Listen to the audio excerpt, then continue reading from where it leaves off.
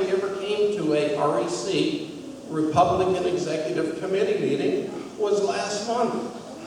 Partisanship is important in this country because it represents views and policies. That's why I'm a Republican, and that's why I answer the way I did. Thank you.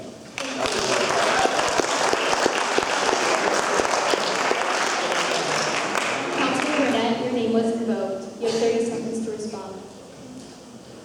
Well, in 30 seconds, I'll just say one thing. Ted is obviously right of Tea Party. He makes Tea Party people look like liberals. You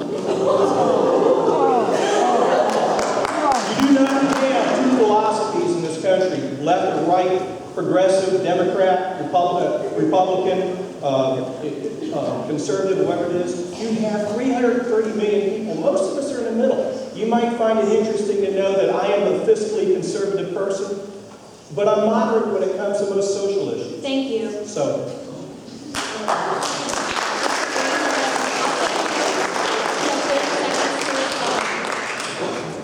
Because I don't actively visit the Republican office every week as my opponent does, doesn't mean I'm not involved.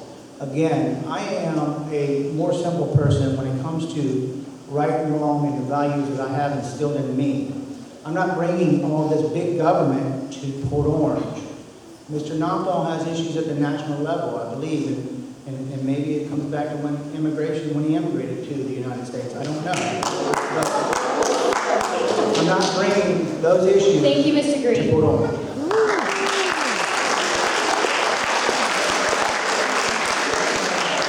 Mr. Lafleur, you have 30 seconds to respond. Thank you. A moment ago, I was associated with the Tea Party. I take that as a credit because the Tea Party harkens back to the principles on which this country were founded. There was a time when people understood that our founders believed public debt was a public curse. But yet we have candidates here who want to spend your money and then tell you that leads to a better government. We don't have better government based on the amount of your money they're willing to Thank spend. you, Mr. Donald.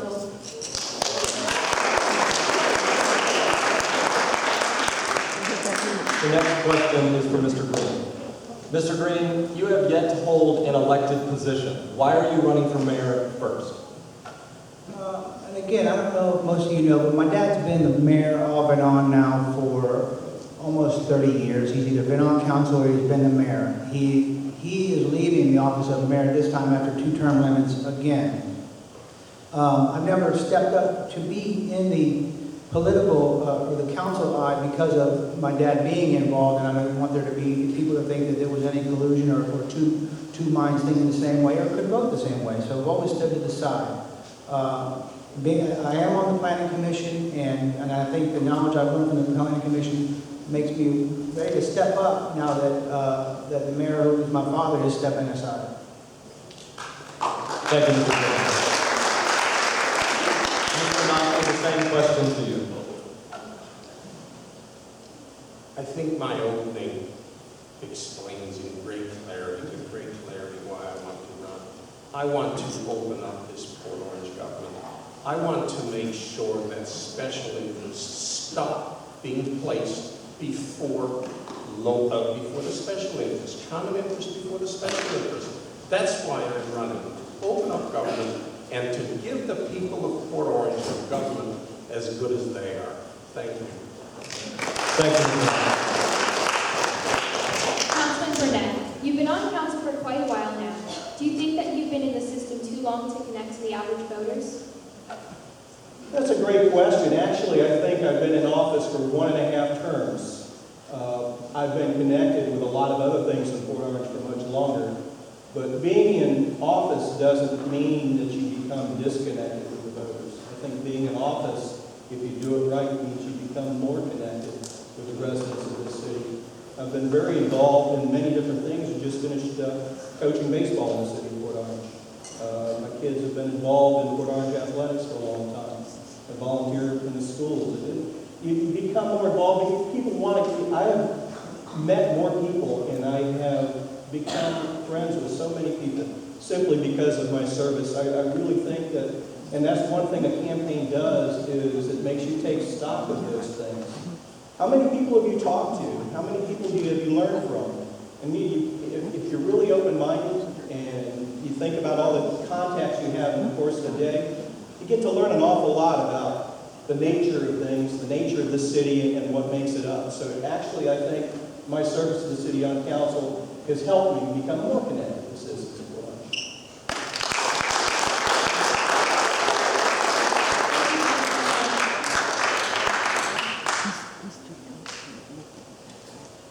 All right, we are now going to open up to our first audience question. Mary Goodell, if you could come to the mic in the aisle and ask the first audience question. This question is addressed to Mr. Knopfler.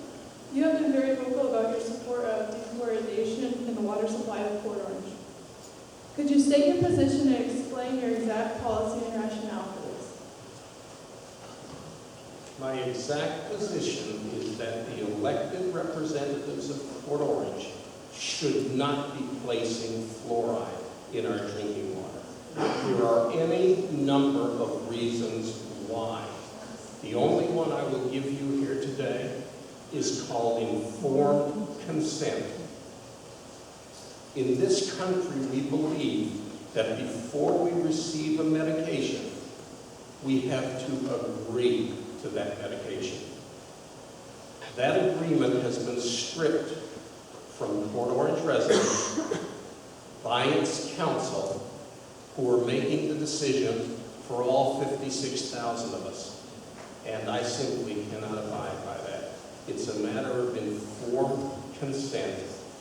If people want fluoride, there's all kinds of ways to get it. In your mouthwash, in your toothpaste, or applied topically. So that's why I do not favor putting it in our water supply. Mr. Knopfler, I would like to follow up. In the United States Constitution's preamble, it says that it is the duty of the government to promote the general welfare. You've said that you're a big proponent of the Constitution, and my question is, do you think that that clause, promote the general welfare, and its application to the states through the 14th Amendment, gives the City Council permission to promote the general welfare with fluoride, which prevents tooth decay? No, I do not. That you referred to a comment in the preamble. That is not a clause in the Constitution. So no, I do not feel that that bestows that power. The powers of the United States government are enumerated in Article 2, Section 8. Read them. There's 17 of them. That's what the states handed over to the general government. That's how they referred to it in those days, the general government. And they're very specific. All other powers were reserved to the states or to the people. Thank you, Mr. Knopfler.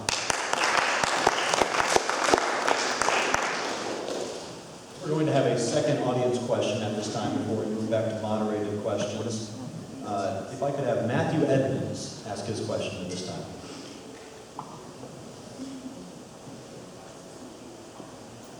My question is directed at all three candidates. Is there anything you would do as mayor to further modernize the way our city runs? We can start with Councilman Burnett. Well, one thing to note is that the other candidates can make some pledges and make some promises, and I have the ability to go ahead and affect change now. So some of the things that I'm going to talk about are things that I'm working on now, and the city staff has been directed to and work on now. We have had an archaic accounting software in place for far too long. And one of the things in the changeover of administrations and city managers, it's slowed down. And finally, this year, council said enough. We've got to implement it by year's end. It's something that must be done. We're looking at implementing an ERP, which is a software system that encompasses all the departments of the city so that all systems can communicate with each other and that we can have 21st century operations. Another thing that I've advocated for some time, and we're still working on right now, is why does the city not have an app that you can put on your smartphone so that you can pay your water bill or report a code enforcement problem in your neighborhood?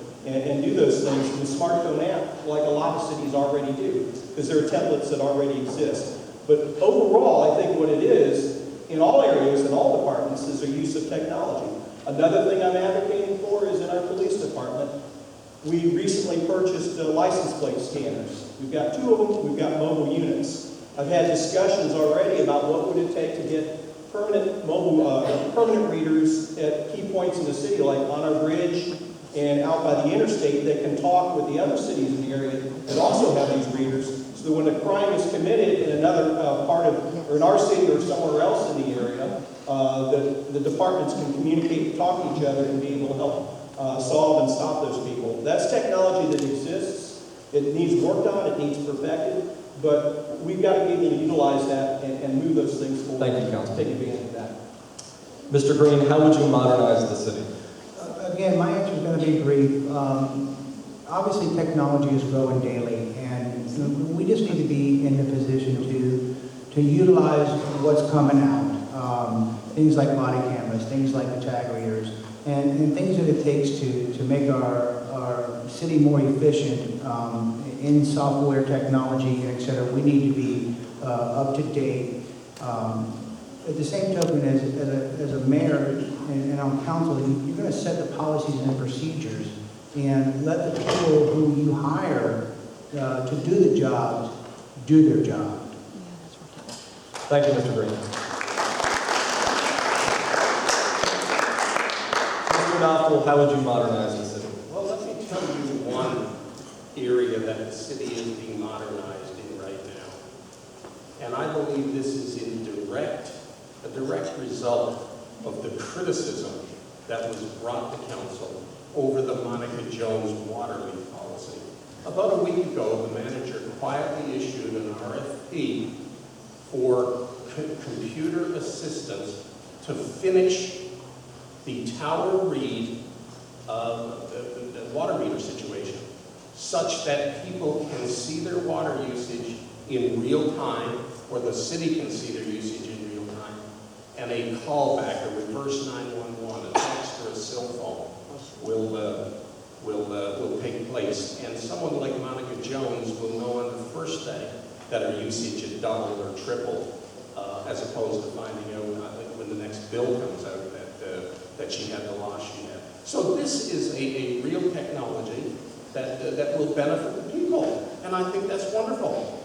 A moment ago, we just talked about the use of Big Brother scanners. I am appalled by that. We have something in this country called privacy. And you know, a question was asked to Ron Paul one time, what he thought of the wall. And his answer was, be careful, he said, building that wall, that it won't be used to keep you in, as opposed to keeping Hispanics out.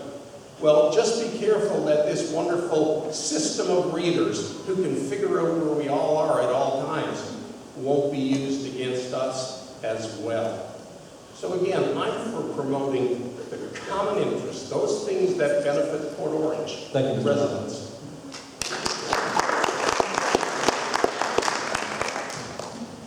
Mr. Knopfel, the next question is for you. Your critics have called you disparaging. In the past, you have insulted city employees as well as citizens.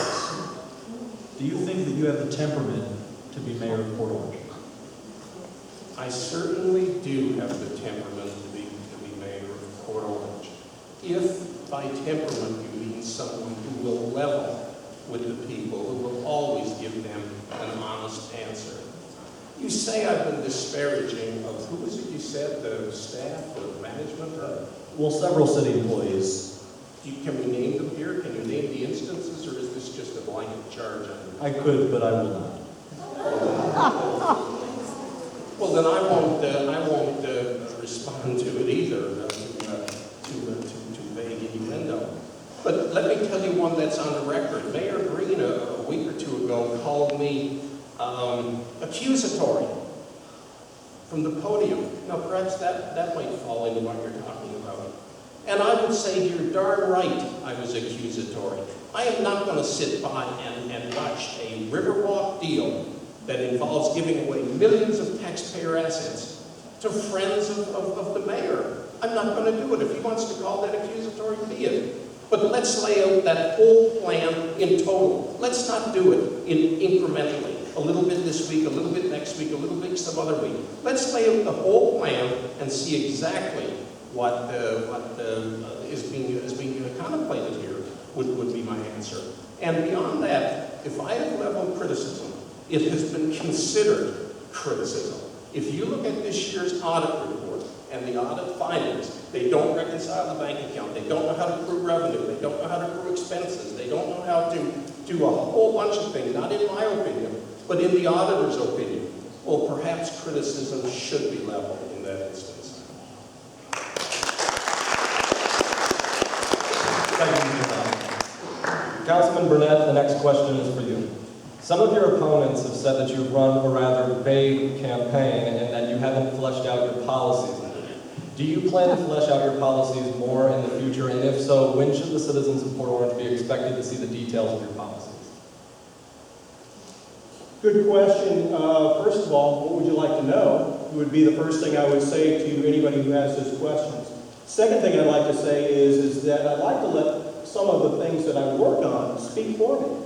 I think that we've done a pretty good job of turning the corner with putting a team in City Hall that has turned things around. I think that we've done a pretty good job of putting leaders in position in our public safety departments to make a difference for the city. I'm working on transportation issues right now because I think right now the number one issue that we have right now is that we are somewhat a victim of our own success in that we have serious transportation issues in our city. So that right now, of all the things that I'm working on, probably leads the list. Thank you, Councilman.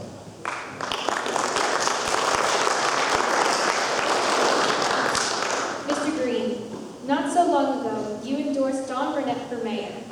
You have since taken down the Facebook post and entered your own name into the race. What convinced you that you're a better candidate for the position? And again, Don and I do go back, and again, I think Don's done a good job at council.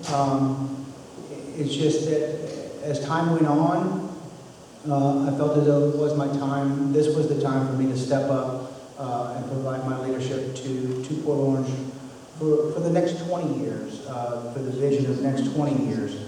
And so again, it was nothing against Don other than I wanted to step up and provide my leadership for my community.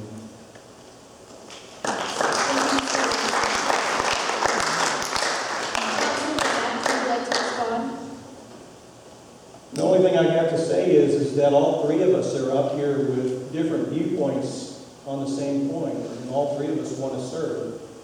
Certainly, we have some disagreements between us. There's some things that we agree on.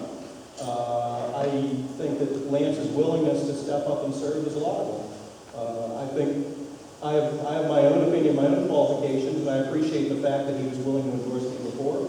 But if Lance's entrance into this campaign makes us talk about issues in the way that we should talk about them to move the city forward, then it may be good for all of us. Thank you, Mr. Burnett.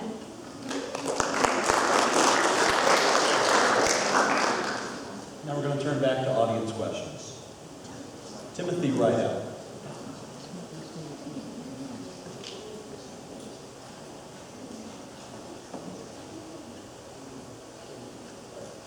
At one point in this election cycle, there were over 20 viable candidates for the President of the United States, 5 Democrats and 17 Republicans. If any of you are comfortable answering this, who out of the candidates did you support then, and who do you support now? I'm going to start with Mr. Knopf. The question was, out of the original over 20 candidates for president, who did you support and who do you support now, if you're comfortable with it? My initial support in that contest was Randy Paul. Louder. No, can't hear you, can't hear you. My initial choice in that contest was Randy Paul. You took his microphone. I believe we're having some slight technical difficulties. If you could make sure that the volume on Mr. Knopf's microphone is all the way up. Could you try speaking again? My initial choice in that contest. No, I can't hear you. Can we test the other microphones to see if they're working? Check. Check 2. Okay, so we seem to be having trouble with the wireless microphone, so we're going to move this microphone over to Mr. Knopfler's podium and just use one of the monitors to hear. Our apologies for that inconvenience.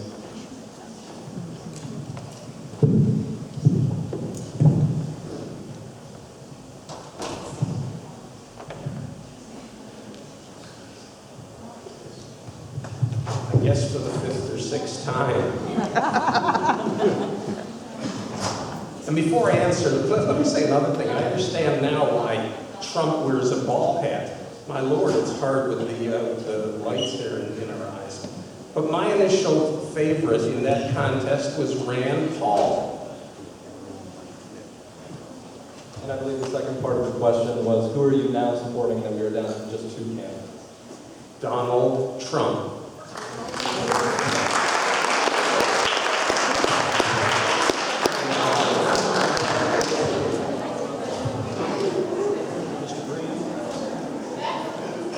Chair. I supported Trump from day one. I support Trump to today.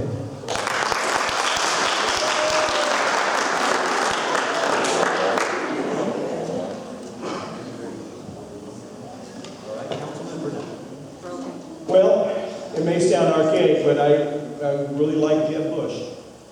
He never made it to Florida, so I never had the opportunity to vote for him. So, and I still like Governor John Kasich of Ohio.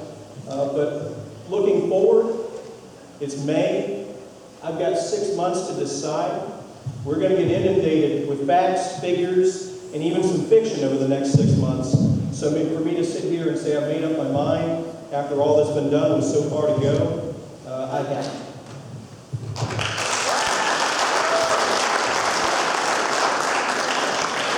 Thank you. Next audience question comes from Khadidra Jones.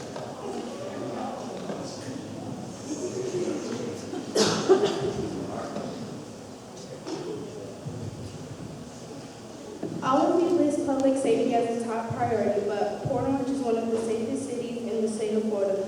What is the Port Orange Police Department doing wrong, and what would you improve if you were elected mayor?